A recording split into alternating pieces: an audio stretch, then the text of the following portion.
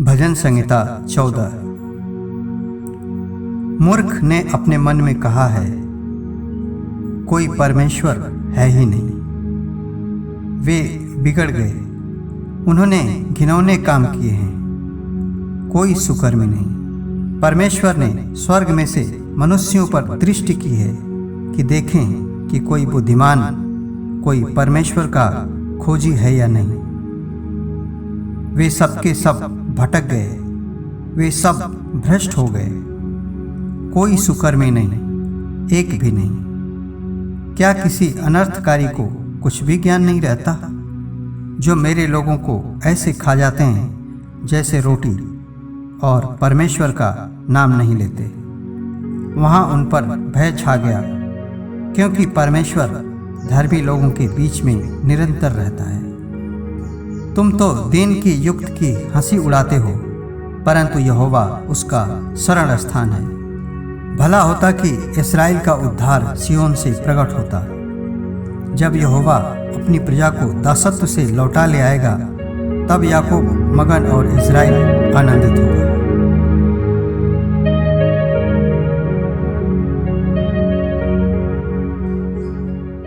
Romeo अध्याय 15 वचन 7 से 13 तक। इसलिए जैसा मसीह ने परमेश्वर की महिमा के लिए तुम्हें ग्रहण किया है, वैसे ही तुम भी एक दूसरे को ग्रहण करो।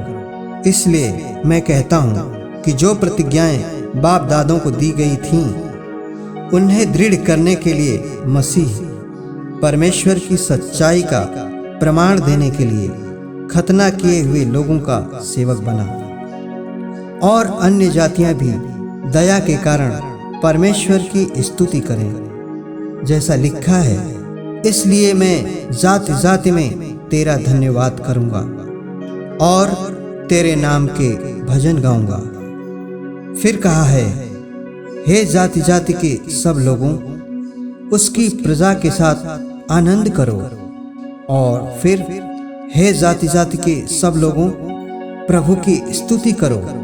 और हे राज्य राज्य के सब लोगों, उसे सराहो। और फिर यशायाह कहता है, ईशय की एक जड़ प्रकट होगी, और अन्य जातियों का हाकिम होने के लिए एक उठेगा। उस पर अन्य जातियां आशा रखेंगी। परमेश्वर जो आशा का दाता है, तुम्हें विश्वास करने में सब प्रकार के आनंद और शांति से परिपूर्ण करे, कि पवित्र आत्मा की सामर्थ्य से तुम्हारी आशा बढ़ती जाए।